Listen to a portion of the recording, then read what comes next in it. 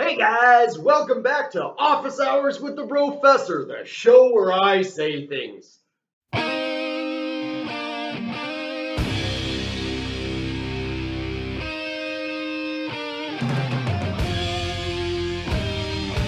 So, we got some cool stuff to talk about today. Last week, we talked about Australopithecus and how over time this genus became more and more gracile, we say, gracile, one of them, relying on tools and problem solving to get access to a variety of food sources. And we even have an assemblage of stone tools that appear to have been manufactured by Australopithecus. And of course, the astonishing Makapansket pebble, which demonstrates even a flicker of abstract thought in the Australopithecus genus. So, as time passed, some of these creatures became distinct enough that we began to refer to them as members of the genus Homo, that is, man, under the premise that by this point they had become more like us than like Australopithecus. Now, the very oldest find that could reasonably be argued to have Homo traits is the unassumingly named LD 350-1 mandible, found in Ethiopia and dating from around 2.7, maybe 2.8. Yeah. So I did my best to give you guys a crude artist rendition, but that doesn't really quite get it. So I'm going to upload a photo for you guys. Here you go. He's a rebel and a runner. He's a signal turning green. He's a restless young romantic, wants to run the big machine. So, what were these first Homo creatures like? Well, at the beginning, they probably weren't that different from their Australopithecine brethren. They have been traditionally referred to as Homo habilis by science, and this is traditionally translated as handyman, right? Here's what these guys would have looked like. He's got to make his own mistakes and learn to mend the mess he makes. He's old enough to know what's right, but young enough not to choose it. Now, there are a lot of reconstructions out there, of course, but I am inclined, in my own layman's opinion, to favor the ones that looked more ape-like, since these guys were very much a transitional species. It's also important to note that by this time, human ancestors probably hadn't lost their body hair yet, although the process may have been underway. In fact, habilis displays so many archaic Australopithecine features that some scientists are arguing for a new classification to what they would call Australopithecus habilis. But I don't really know enough about this debate to have an opinion on it. So, let's talk about what the behavior of these creatures may have been like.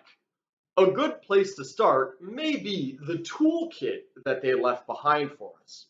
Nowadays, we refer to the tools made by Homo habilis as the Oldowan industry, named after Tanzania's Olduvai Gorge, where the tools were first found. Now, these are the oldest manufactured items, that is, made by human beings, or the genus Homo, that we have ever found. It cannot be repeated enough that an unimaginably long time ago, our ancestors, like this guy, held these very stones in their hands and fashioned them into crude choppers and scrapers. He's wise enough to win the world, but fool enough to lose it. He's a new world man. So how cool is that, right? So here we have some typical Oldowan chopper tools. Now, as we can see, there's not a lot of complexity to these guys. It's really just a rock that they hit with another rock until they had a sharp edge to work with. Some background knowledge would have been necessary. For example, the tool makers needed to know where and at what angle to strike in order to produce a sharp edge. Regardless, as we can see, there is a kind of haphazard quality to these tools, and they were kind of made with a strict practicality in mind. These objects are very much functional and not aesthetic, right? From this, I would infer that their makers probably didn't give a whole lot of thought to things beyond simple survival. When I look at these simple tools, I cannot imagine that finding myself among a band of Homo habilis, I would find myself feeling much more at home than among a band of Australopithecines. But even at this stage, there may have been some behavioral quality to these guys that set them apart from Australopithecus. Their brains, for one thing, were about 50% larger than those of an Australopithecus, and while that doesn't necessarily mean that they were smarter, however we might define smart, they certainly could have been. This difference in cognitive ability could have manifested itself as more pickiness in selecting rocks for use as tools, or as more of a tendency toward teamwork in accomplishing tasks, as opposed to intra-group competition. Food could have been obtained in more innovative ways, such as by waiting for predators to bring down an animal, scaring the predators away, and taking the meat for themselves. On the other hand, this competition with predators over carcasses may also explain why habilis, in contrast to later humans, was a quote staple in the diet of larger predatory animals, to quote Wikipedia. To me, this suggests that they still had a long way to go in terms of outsmarting their predators. So, for the sake of accuracy, I just had to add a lion checking out my little dude here. Anyway, if I were given the opportunity to observe a living habilis community, I would do so more as a primatologist than as an anthropologist. That is, the behavior of Homo habilis certainly would have been more human-like than that of chimpanzees, but probably not by much.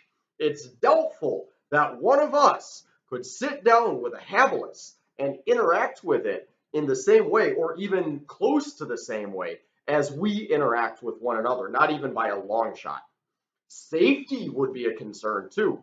Primatologists are very rigorously trained in interpreting great ape behavior before going into the field, because great apes can be unpredictable and dangerous. Behaviorally modern humans are the product of millions of years of social evolution that allows us to be around people that we don't know without killing each other. Habilis was only beginning this process. One very important issue regarding habilis is where exactly these guys fit in the story of human evolution. Were they our direct ancestors, or were they part of an evolutionary line that branched off from ours earlier on? If they're not our ancestors, did they have descendants who were distinct from us? The first question cannot be answered now, but in recent years, incredible discoveries have been made. These discoveries seem to imply that habilis founded a separate Homo lineage, developing entirely independently of our own, that persisted to an astonishingly recent date.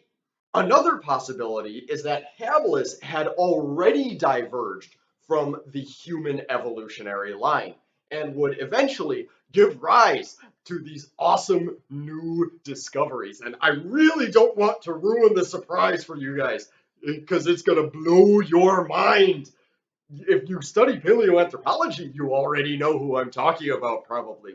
But for now, I've represented these guys with a an outline of Pikachu, because who's that hominid is kind of hard to draw a silhouette for.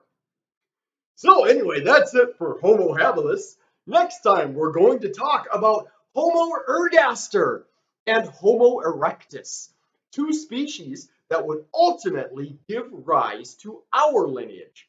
We're even going to look at a couple specimens, individuals of these guys, and amazingly reconstruct what these individuals' lives must have been like. See you next time.